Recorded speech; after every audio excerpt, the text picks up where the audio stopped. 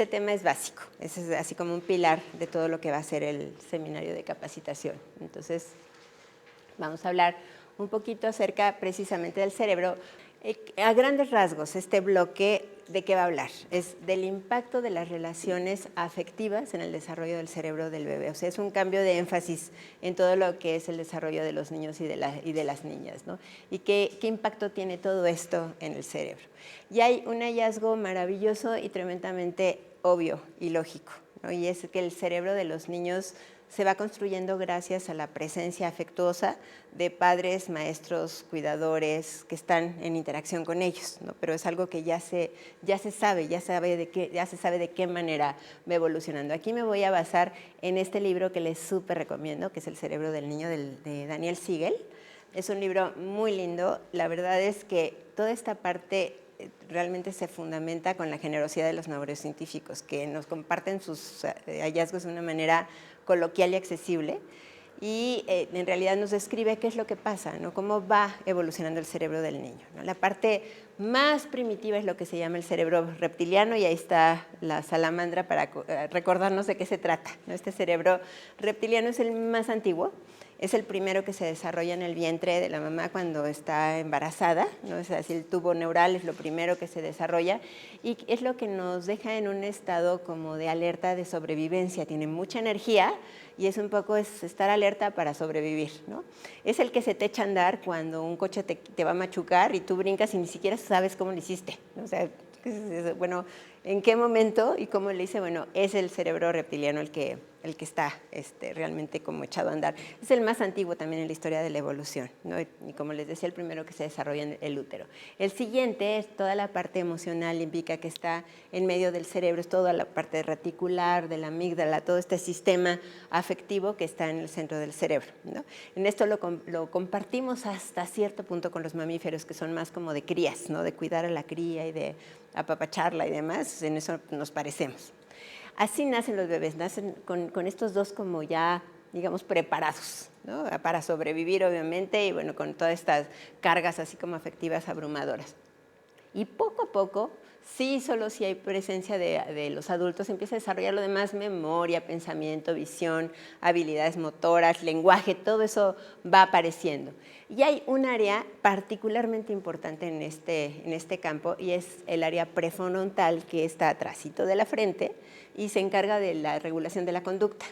Es la que te dice: no es momento de ponerte a bailar en la mesa, ¿no? Ahorita no, o no te comas el kilo de chocolates todo completo. No puede ser que no te haga bien. ¿Cómo se llama? Prefrontal. Ajá, está aquí atrásitito de la frente, ¿no?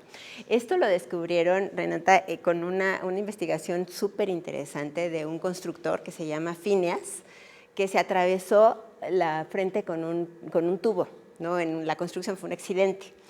Y pensaban que iba a quedar incapacitado, sin caminar, sin hablar. Y el hombre hablaba, caminaba, hacía todo, pero lo único que le pasó es que se volvió un patán.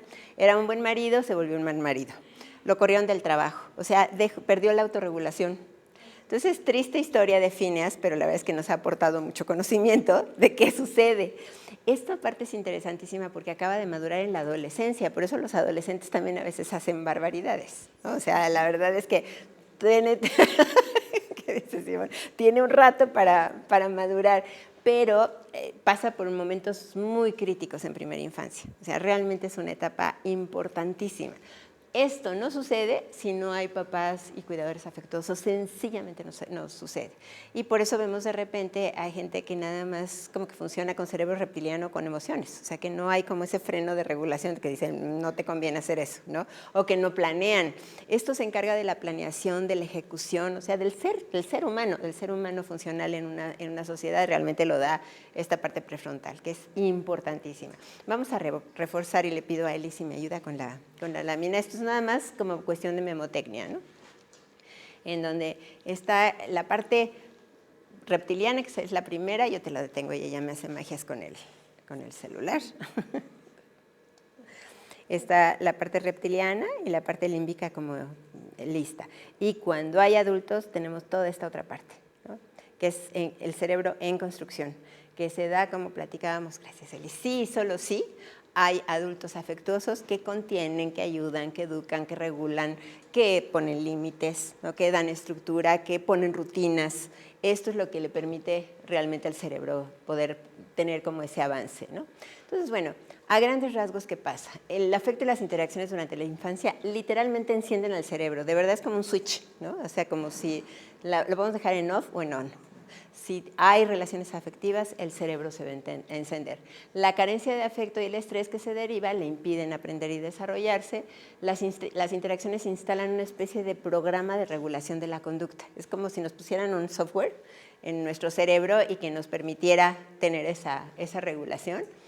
Y aquí viene una sorpresa. Esto sí, la verdad es que no se sabía. El estrés, bueno, yo creo que se intuía, la verdad, pero ahora ya se sabe documentado. El estrés del adulto pasa directo al niño. O sea, la verdad es que uno lo intuye porque el niño sabe perfecto cuando estás enojada, cuando estás preocupada, lo siente, pero ahorita ya es neurociencia. Luego, la neurociencia no recomienda un aprendizaje académico ni el uso de tecnología. Esto sí es sorpresa, ¿no? Porque uno pensaría, bueno, si el cerebro está madurando, no, pues démosle, ¿no? O sea, porque lo que no se aprende ahorita no se aprenderá nunca. Bueno, vamos a poder matizar esa aseveración. Hay una frase súper bonita de un neurocientífico canadiense que se llama Stuart Shanker, que le decía a promotoras de CONAFE, les decía, tu trabajo es más importante que la del presidente porque tú puedes salvar vidas. Y al principio de la conferencia lo veían así con cara de qué habla, o sea, ¿cómo va a ser? Porque además está muy devaluado el trabajo en primera infancia. Está mal pagado, está devaluado, no está realmente ponderado, ¿no? Entonces, a medida que él fue hablando, la verdad es que quedaron muy convencidas y yo me tomo la licencia de tomar prestada con todos los créditos la frase. Me parece genial porque de verdad puede salvar vidas. O sea, una vez que uno entiende como las reglas del juego de lo que pasa a nivel cerebral y podemos ser como enzimas facilitadoras para que esto suceda y para quitarle impedimentos, la verdad es que sí podemos ser puntos de inflexión en la sociedad, ¿no? Entonces, pues eso nos anima mucho en este tema, ¿no? Como platicábamos, es un momento de oro, ¿no? La última década, podemos decir las últimas 2 décadas, pero la última década ha sido brutal en investigación de lo que sucede en el cerebro de un bebé y de un niño pequeño desde el útero, ¿no? Antes te necesitabas morir para que te abrieran la cabeza y analizar cómo estaba tu cerebro. Y ahora ya la verdad es que se sabe qué pasa, cuándo pasa, en qué momento, por qué, ¿no? Entonces, todo esto nos da como esa posibilidad de poder saber, ¿no?, qué es lo que sucede con los bebés, con todo su aprendizaje, y esto ocurre desde el embarazo. O sea, estas interconexiones se empiezan a dar muy pronto en la vida de los bebés. Y se habla de una ventana de oportunidad, ¿no?, en donde lo tomas o lo dejas, ¿no? Es como subirte a un tren en un horario, se te ve el tren, pues ya te costó más el boleto, ya perdiste lo que tenías que hacer al día siguiente. O sea, sí hay como un momento oportuno. Y esta ventana de oportunidad precisamente es embarazo y primera infancia. Entonces, sí hay un poco como la exhortación a aprovecharlo, o sea, que no se nos vaya ese tren socialmente hablando ni familiarmente hablando, ¿no? Y esto se supo a través de una investigación de unos biólogos que ya sacaron un premio Nobel, que le cosieron en el ojo a un gato, ¿no? Suena horrible, yo sé, pero es una súper investigación, ¿no? Porque lo que ellos descubren es que cuando le descosen el ojo a ese gatito recién nacido a los 4 meses, ¿qué creen que pasa? Ya no ve. Ya no ve a pesar de tener el ojo intacto y el cerebro intacto. Las células visuales no migran a la parte occipital para especializarse en vista, ¿no? Entonces, por eso este gatito deja de ver. Esto es bien dramático porque somos mamíferos. O sea, la verdad es que como humanos también pasamos por ventanas de despertar de los sentidos en donde podemos estar desaprovechando esas oportunidades. Por eso hay una cierta, digamos, como prisa en nuestro paso, ¿no? ¿Qué pasa los primeros meses del bebé? ¿Qué ven en esa escena de esa mamá con esa chiquita, creo que es niña? El enfoque visual. ¿Qué más? Genera vínculos, o sea, porque no nada más estoy así como, ¿no? No nada más te estoy mirando, no te estoy viendo, sino hay intención, ¿no? Hay interacción. ¿Qué más? Hay un servir y devolver, hay realmente esta parte como de ambas están involucradas, ¿no? Y de alguna manera se están encendiendo esos centros de la vista, del oído y particularmente del afecto, ¿no? Entonces, vamos viendo qué procesos suceden al principio del desarrollo de los niños. Hay unos que ya estaban sabidos desde hace rato que a lo mejor no les van a parecer novedad, ¿no? Poco a poco se va dando el desenvolvimiento del pensamiento, también del movimiento y del lenguaje, ¿no? Esto yo creo que ya tiene rato en el tema de la estimulación, que en los primeros años el cerebro se va especializando y lo que hagas al principio ya después va a tener como mucha trascendencia. Hay dos novedades derivados de todas estas investigaciones de neurociencias y es también lo que es la conducta, la regulación de la conducta y la salud. Son dos temas nuevos, digamos, descubiertos y que nos están marcando como una diferencia de enfoque con años anteriores, ¿no? Entonces, vamos a ver qué pasa. Poco a poco, a través de estas interacciones cálidas, afectivas, cercanas, se va dando como ese incentivo al cerebro a madurar de manera ascendente y se orquesta. Pues el cerebro se orquesta, se armoniza, se integra y va teniendo como toda esa relación, porque se van dando estos cimientos que construyen pues ese programa de computadora, ¿no? En donde se instala y poco a poco se va orquestando, ¿no? Todo lo que es el cerebro del bebé. Vamos viendo uno por uno, ¿no? El pensamiento. Por ejemplo, el pensamiento realmente mucho se deriva a partir del trato en primera infancia. Cuando yo le platico al bebé, me fijo en lo que se fija, le señalo cosas, me estoy interesando, tratando de adivinar con lo que está pensando, le estoy poniendo estímulos como muy lógicos a su alrededor, sin sobreestimulación. Obviamente va a ser un bebé explorador, con ganas de investigar, con ganas de aprender, ¿no? Y a la larga, pues va a ser alguien que va a aprender bien en la escuela. Esto yo creo que las maestras de kinder lo ven súper claro. O sea, los niños que realmente en casa no han tenido nada de estimulación llegan como realmente con un desarrollo muy pobre y con muchas dificultades de aprendizaje. Entonces, es algo que sí sucede en primera infancia. A mí me gusta mucho acordarme de anécdotas de comunidad donde me decían, este chamaco me salió testarudo y este me salió bien inteligente, ¿no? Y un poco indagando qué creen que tenía el testarudo y el inteligente de diferencia. Pues sí, pero la atención, o sea, el inteligente era el primogénito y el testarudo era el pobre quinto, después de 4 hermanos varones, ¿no? Y uno dice, pues no me asombra, ¿no?, que esto esté pasando. En realidad es que no recibió la misma atención y las mismas oportunidades. Entonces, no es que te haya salido, claro que hay una carga genética dada, ¿no? Pero aún así no es que te haya salido, ¿no? Es que realmente no hubo como los estímulos. Esto nos da conciencia de los estímulos, que es bien importante que hayan, y obviamente nos va a dar un futuro escolar diferente, ¿no? Ahorita vemos con gran tristeza las estadísticas de nuestro país y la verdad es que mucho es esto. Ha sido como mucha carencia de estimulación en primera infancia como adecuada. El movimiento también.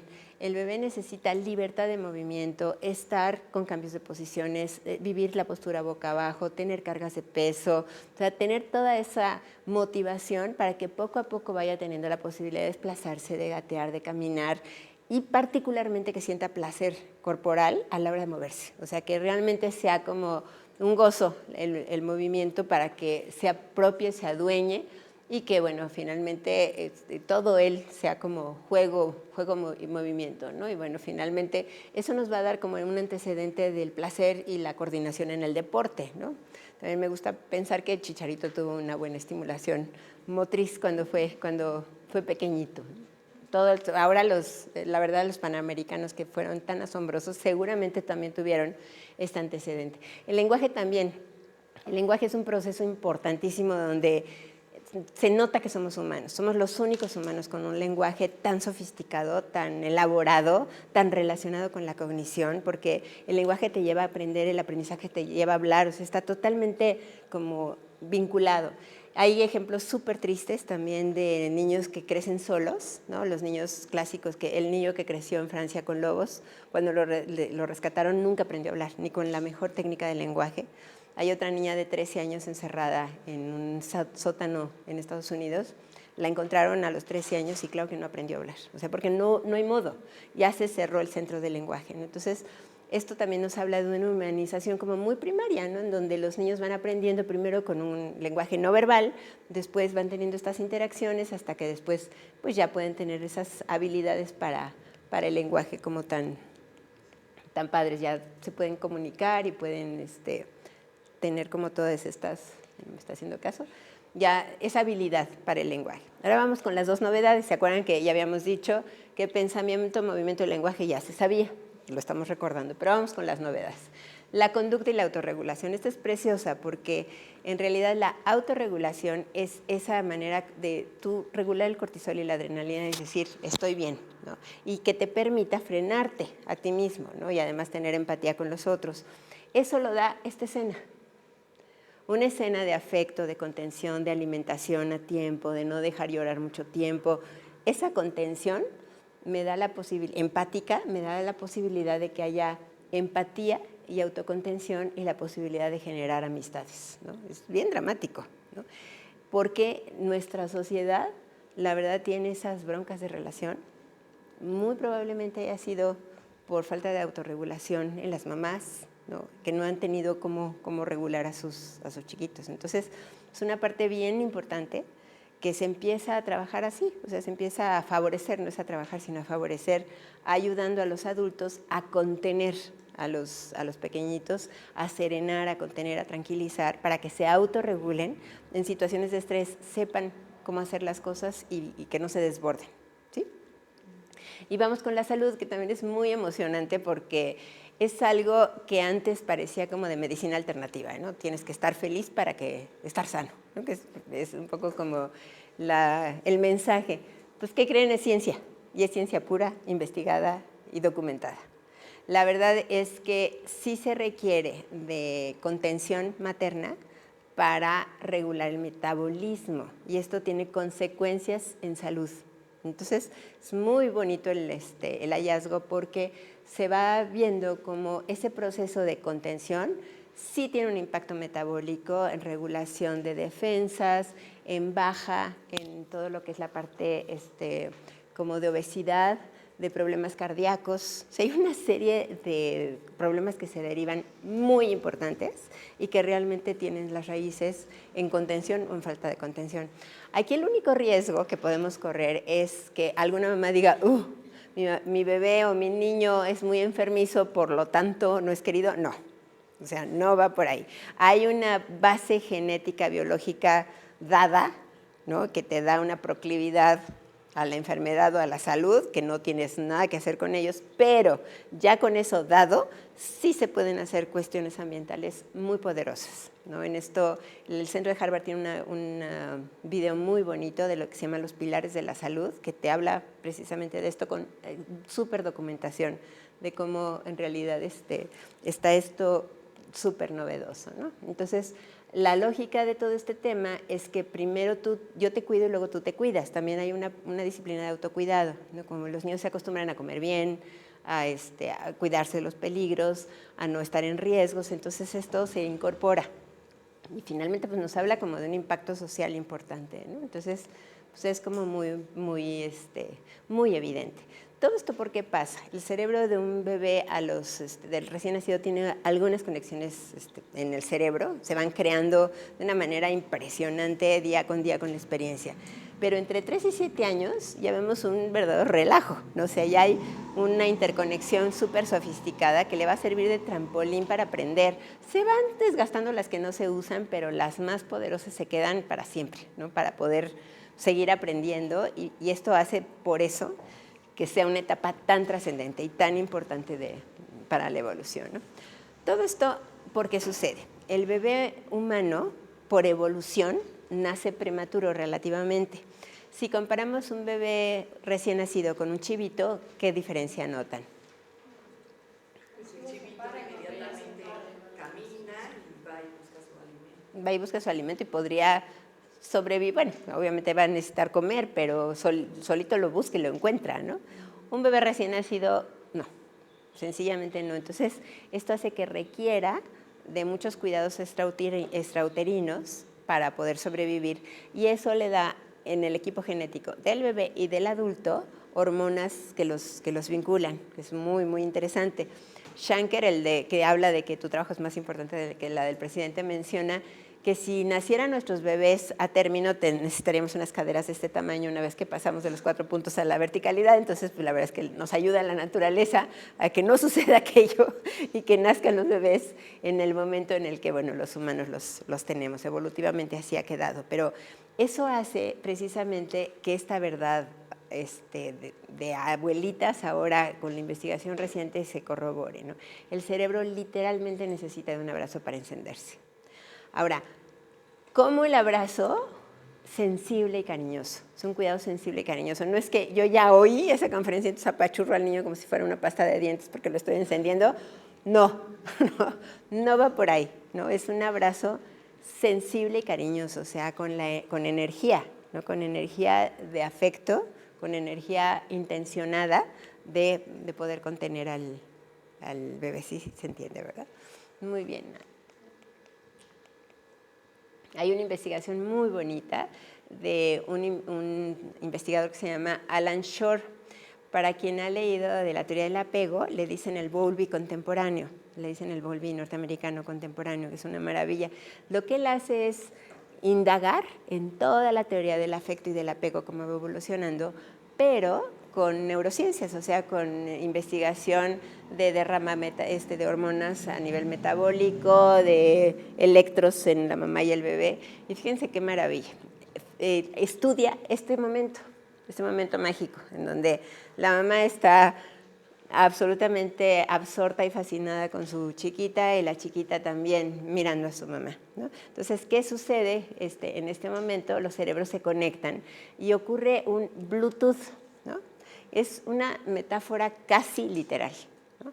Porque es como una interconexión entre los cerebros, porque los cerebros literalmente se conectan, es decir, se empalman las ondas cerebrales. Es como cuando tú sintonizas el radio en FM o en AM, estás en una sintonía, o cuando tienes una charla con una amiga o un amigo muy cercano y te comunicas bien, hay una misma sintonía. Entonces, los cerebros de mamá y bebé se sintonizan, ¿no? Que es una maravilla de caso, ¿no? Y además pasa algo bien interesante, que se generan hormonas en los dos de placer y de como aprestamiento a conocer y aprender.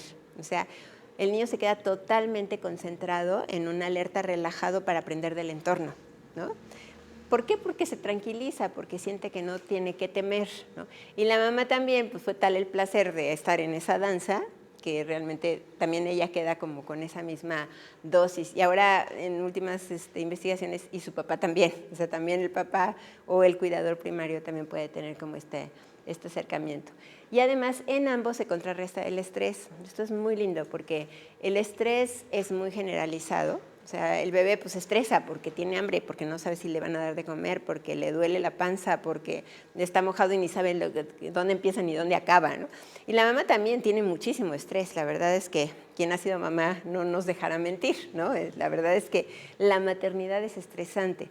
Entonces, esta magia que sucede cuando ambos regulan el estrés es maravillosa. O sea, después de esta escena hay una conexión de cerebro derecho a cerebro derecho, y se regula el estrés, ¿no? Que es una maravilla de investigación. Y vamos a platicar un poquito de los hemisferios cerebrales. Esta es una simplificación como, digamos, extrema, pero ilustradora, ¿no? De nuestro cerebro. Tenemos 2 hemisferios cerebrales, ¿no? Está el derecho y el izquierdo, y el derecho se encarga, vive el momento, se conecta con el ritmo, siente la energía, capta el lenguaje no verbal, capta el conjunto, el color y la forma, ¿no? Entonces es así como más creativo, más abarcativo, más como de conjunto. El hemisferio izquierdo capta el tiempo, hace planes, desarrolla la lógica, usa palabras, líneas, números y seriación. Si yo les pregunto cuál es más escolar, el izquierdo, más adulto, el izquierdo también. No, depende, hay quien tiene el derecho más desarrollado, pero generalmente es más el izquierdo. Pues, ¿qué es lo que pasa? El bebé y el niño, en la edad que nos estamos abocando, viven este hemisferio, ¿no? Y aquí me voy a permitir regresar a nuestro ejercicio de las partituras musicales. En realidad, hicimos una conexión entre los dos, pero con más énfasis en el derecho, porque sentimos como esa parte de vivir en el presente. Y les voy a platicar de una investigación de Jill Bolte. Es una neurocientífica. Ustedes pueden encontrar en YouTube, está traducida, TED Talk en español de Jill Bolte, es una maravilla.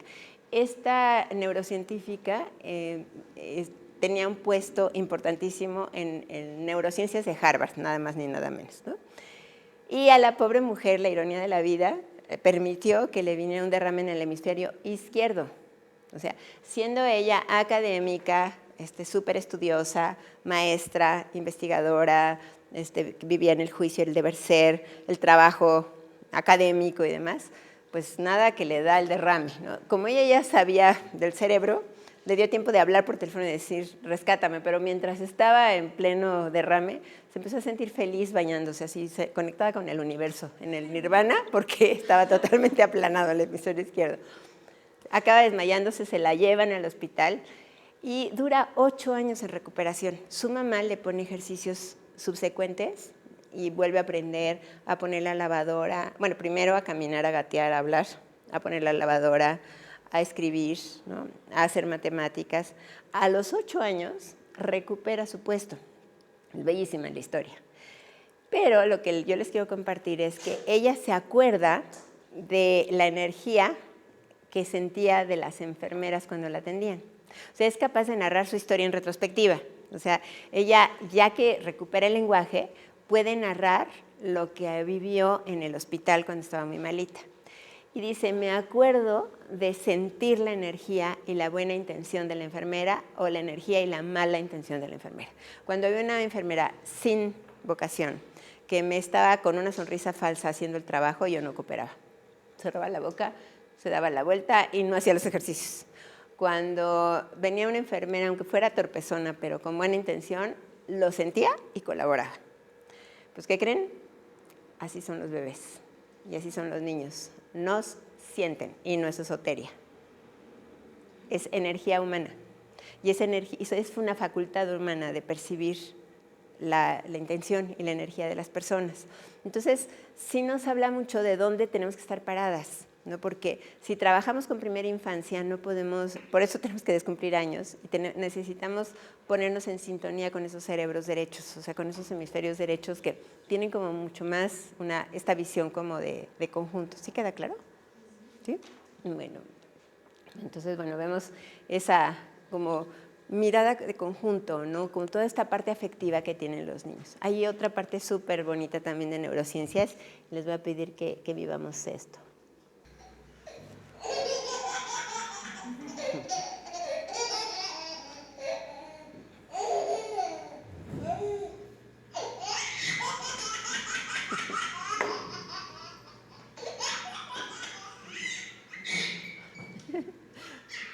Bueno, además de lo contagioso que es y de hacerlas reír, la verdad es que hay un centro específico de la alegría y buen humor que se despierta o se queda dormido, ¿no? Entonces, y está también en la parte prefrontal. Es un centro específico que puede quedar en off si no lo encendemos. Esto me hace horrorizarme cuando llego al diagnóstico de una guardería y veo a todas jetonas. Me dan ganas de decirles, váyanse a hacer pasteles y no sean maestras de guarderías. De verdad, porque es un derecho de la infancia. O sea, un derecho de la infancia es vivir en ambientes de alegría y buen humor. ¿Qué te da la alegría y el buen humor? Te da toda la posibilidad de sobrevivir tragedias y de enfrentarte y de sobrepasar cuestiones fuertes. No les podemos garantizar a los niños que tengan una vida feliz, ¿no? Seguramente va a haber desafíos, broncas, eso sí, pero el tener una actitud de alegría y de buen humor, sí se los podemos dar. Entonces, fíjense qué padre, porque también es neurociencias. También esto nos habla acerca de una línea que necesitamos tener cuando rodeamos a los niños de un cierto ambiente. ¿Sí? Okay. Bueno, se dan esas conexiones entre los dos cerebros, se da toda esta conexión general, ¿no? del cerebro del chiquitín, ¿no? Ahora, me gustaría que hiciéramos un ejercicio como sensorial hacia nosotros, ¿no? ¿Qué sientes? Pero no lo piensen, sino siéntanlo. ¿Qué sientes cuando miras a un ser querido? O sea, mírenlo, mírenlo aquí. Ok, y siéntanlo. Ahora, ¿qué sientes cuando te mira un ser querido? Y aquí pensando tanto en un público real como hipotético, ¿qué miras tú al mirar a las mamás o niños de tu grupo? No sé a dónde nos dediquemos finalmente, ¿no? ¿Qué miras? ¿No? El cerebro del bebé, como platicamos, se enciende con un abrazo, con esa mirada, y es una mirada legítima, una mirada que realmente está intencionada. Y tristemente se daña con el abandono, con el rechazo y con la angustia. Y más tristemente todo esto genera violencia, ¿no? Entonces, esto es lo que nos hace tener la sociedad que tenemos, ¿no? La verdad es que yo me pregunto qué pasó hace 20, 25 años en este país, ¿no? Seguramente muchas mamás no tuvieron contención, seguramente muchos niños no tuvieron mirada, y es lo que estamos viendo como resultado, ¿no? Es algo realmente muy dramático. Y bueno, la vacuna es el afecto, ¿no? Finalmente para eso pues está todo este trabajo de acercamiento.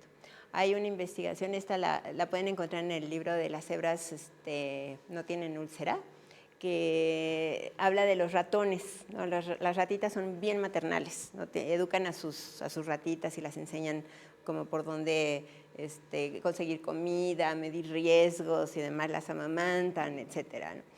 Y separan a dos grupos de ratitas, a unas las dejan con mamá y otras las quitan, las separan de la mamá y las alimentan por gotero, con leche por gotero y sin ningún contacto físico. A medida que van creciendo, las exponen a mucho estrés. Suena así un súper ruido en el típico experimento de laboratorio con este laberinto. Todas se espantan porque para eso está, se genera cortisol y adrenalina, pero las ratitas que tuvieron mamá se autorregulan y encuentran la salida. O sea, se espantan, les late el corazón, se asustan, y las otras no se autorregulan, se muerden unas contra las otras, se azotan contra las paredes, se lastiman y no encuentran la salida. A todas las sacrifican porque son víctimas del laboratorio, a todas, y encuentran que las que tuvieron mamá tienen una conexión entre la parte prefrontal y la parte límbica afectiva. Las otras no, están sueltos los espacios. Fíjense qué trascendente. Esto sucede igual en el humano de alguna manera. O sea, cuando no hay esa contención, no hay esa relación de la parte cortical y la límbica. Entonces, bien fuerte, ¿no? Esa capacidad de autorregulación y la capacidad de tolerar el estrés es en todo el mamífero, sucede igualito. O sea, somos finalmente mamíferos con la misma, digamos, carga, digamos, genética de programación, y sucede el mismo proceso. Y en el humano es la parte de aprecio a las emociones, no en los ratones, que realmente no lo tienen. Entonces, es como muy elocuente también esta investigación con ratitas, porque vemos que en el humano toda esta autorregulación son los cimientos de la inteligencia emocional, ¿no? Luego no nos asombremos de lo que vemos a nuestro alrededor. Vamos a ver qué efectos tan tempranos hay en la mirada y la falta de mirada. Este es un contraste como muy dramático de un niño mirado y de un niño pues no mirado, ¿no? Se van haciendo como huellas a nivel cerebral por caminos andados, ¿no? Como que se acostumbra el cerebro a lo bueno o a lo malo, ¿no? Y entonces si siempre se le trata mal está el acecho como para defenderse. Es como cuando caminamos por un campo, se abre la brecha y ya se acostumbró como a pasar por ahí, dejamos de caminar, se cierra, igualito pasa con el cerebro. Entonces se van dando como esa expectativa de buen trato o esa expectativa de maltrato. Ahora, es muy importante aclarar que no se trata de ser mamás perfectas, porque esto ni para cuestión propia ni para retroalimentación a mamás, esto es un crimen, no existe la perfección en la mamá, no, es realmente algo irreal e inhumano, ¿no? Hay que ser suficientemente buenas, ¿no? Como dice Winnicott, es a lo que vamos a aspirar, realmente no es la perfección, sino que domine lo bueno, o sea, que el niño realmente no esté al acecho pensando lo malo. Ya vemos como esta parte del daño cerebral. Queremos sociedades éticas, necesitamos forzosamente tratar con empatía a los bebés. O sea, es muy lindo pensar que la semilla está precisamente ahí, ¿no? Ahora, ¿cómo se da el proceso del impacto cerebral? Muchas veces se da empezando por un rechazo muy aferrado al embarazo. O sea, cuando hay un rechazo absoluto al embarazo, no es ambivalencia, tantita como sensación de que qué hice y a qué hora se me ocurrió, no va por ahí, que toda mamá lo podemos sentir, es un rechazo y un nivel de estrés altísimo. Esto lo vamos a completar el día de mañana. realmente ahí empieza el problema de todo este círculo vicioso. Pues una mamá que no quería al bebé, pues ¿cómo lo va a ver? O sea, ¿con qué herramientas? Si no es por juzgarla, o sea, no tiene de dónde sacar ni de ella la posibilidad de verla, entonces va a ser un niño no mirado, va a ser un niño o abandonado realmente o con mucha amenaza de abandono, porque no tiene recursos la mamá, y todo esto va a generar este fenómeno. Esto es una imagen que ya muy clásica del doctor Perry, es otro neurocientífico, que compara el cerebro de dos niños. Uno es de un niño de 3 años con familias suficientemente buenas, no perfectas, suficientemente buenas, junto con un niño que ha vivido mucha negligencia, ¿no? Y mucha negligencia y mucho abandono. Bueno, no se necesita ser neurocientífico para ver que eso no está bien, ¿no? O sea, hay una afectación en estructura y en función cerebrales. O sea, el cerebro se encoge, tiene muchas menos circunvoluciones, tiene menos conexiones. Obviamente va a ser un niño que le cueste trabajo aprender. Lo más dramático es que esto se genera violencia. O sea, esos cerebros se quedan con una programación para la violencia. Fey Ostrowski es una psicóloga mexicana que estudia a delincuentes de alta peligrosidad en Santa Marta y en, ya saben, la Mataviejitas y en Mochorejas. Y me impresiona porque tiene como una fascinación por el tema, ¿no? Y lo que encuentra de común denominador es daño en primera infancia. Pero es bien dramático porque lo que sucede es que ya no se acuerdan realmente, literalmente, y además no tienen empatía por la víctima. O sea, a la hora de estar dañando, son incapaces de ponerse en los zapatos de lo que está sintiendo la víctima. Entonces es durísimo, porque se queda una programación. O sea, tu cerebro ya tiene un programa de computadora. Entonces, cuando vemos a los delincuentes, yo sé que no hay que exponerse, pero la verdad es que sí te cambia la visión, con más compasión. ¿Qué habrán vivido? ¿No? O sea, ¿qué habrá vivido esta persona que es capaz de hacer esto? ¿No? O sea, en lugar de señalarlo como que es un maldito, ¿no? Sí, pero ¿qué pasó? O sea, ¿qué generó este fenómeno como tan duro, ¿no? Esto nos lleva a hablar de diferentes niveles de estrés, ¿no? Está el estrés positivo, que es un estrés que sí necesitamos exponernos y sí necesitamos exponer a los niños. Es un estrés que te impulsa a aprender, te impulsa a adaptarte, te impulsa a sobreponerte de las circunstancias, te hace estudiar en un examen, te hace perseverar cuando no te salen las cosas. Entonces, ese estrés positivo es bueno en niños, adolescentes, adultos y ancianos, o sea, en todos. Es un estrés bueno, el que te pone, te permite no solo sobrevivir, sino como aceptar desafíos, aceptar retos. Entonces, es un estrés positivo. Está el estrés que es tolerable, que es cuando tienes una tragedia fuerte, que tú dices, hijo, esto está horroroso, no sé cómo le voy a hacer, pero que hay alguien que te contiene, ¿no? Y que te dice, tranquilo, esto no es para siempre. Entonces, muchas veces los niños pueden vivir un estrés muy fuerte, pero teniendo gente que los rodea, permiten que esto sea tolerable. Perry, el de los cerebros, hace una comparación entre los niños del tsunami, que fue una súper tragedia, con los niños del huracán Katrina, que fue una tragedia, pero no tan grave como la otra. Y él nota que se recuperaron mucho mejor los del tsunami, porque tenían una red social que los contuvo, ¿no? Los adoptaron enseguida, los cobijaron. O sea, la sociedad se volcó hacia los niños, a diferencia del huracán Katrina, que no hubo quien, ¿no? Que es bien aleccionador. Y aquí la verdad es que somos familias muégano. Sí necesitamos recuperar esa mueganés mexicana, ¿no? de contención y de papacho como para poder sobreponernos. Y está el estrés más extremo, que es el estrés tóxico. El estrés tóxico sucede esto. O sea, en un bebé de embarazo a 0-3 que vive abandono, negligencia, violencia, tenemos ese efecto. Esto es gravísimo porque el estrés en el adulto no es nada buena idea. O sea, no creen que se las estoy recomendando, nada buena idea. Toda la citis sucede, ¿no? Gastritis, colitis, migrañas, tensiones musculares, o sea, es terrible. Pero ya el cerebro no se te afecta. O sea, ya no hay realmente una afectación tan directa. En cambio, en un bebé sí. Regresando al ejemplo de la mamá que tuvo mucho estrés en el embarazo, que quizás tuvo, no esa ambivalencia, sino un estrés horrible, quizás querer no tener al bebé y demás. ¿Esa mamá puede recuperar, por ejemplo, ese bebé puede recuperar? Por supuesto, por si supuesto. Llega a estar contenido. Por supuesto.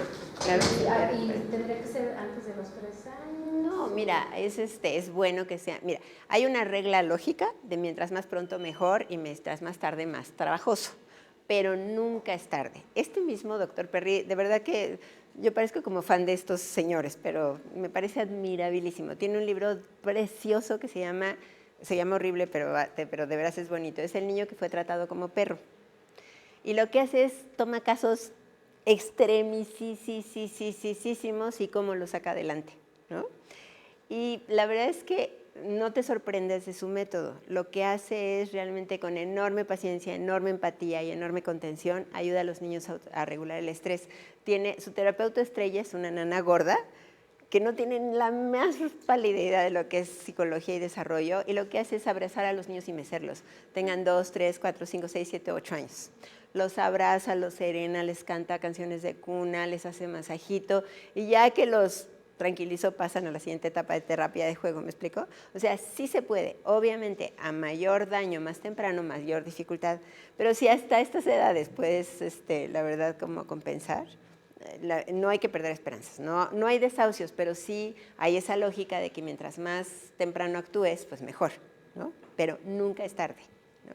Y justo nuestro trabajo se dirige a ayudar a las mamás a regular el estrés en el embarazo, tú lo viviste con nosotros, a ayudar a las mamás a poder contener a los bebés. O sea, sí se pueden estar haciendo pequeñas cosas a lo largo del camino que cambien el rumbo, ¿no? Que no termine en este daño como tan severo, ¿no?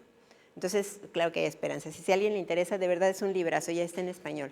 El niño que fue tratado como perro, y es maravilloso, es una joya de libro y te da como toda la línea de la humanidad en el trato hacia los chiquitos que han vivido tanto daño, ¿no? Y mucha de la receta es el cerebro es social y se cura en sociedad.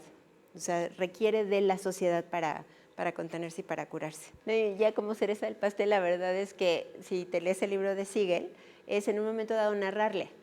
Esto pasó así, todos la pasamos mal, pero ya estás bien, ¿no? O sea, como que acabe sabiendo que el final de la historia fue positivo, ¿no?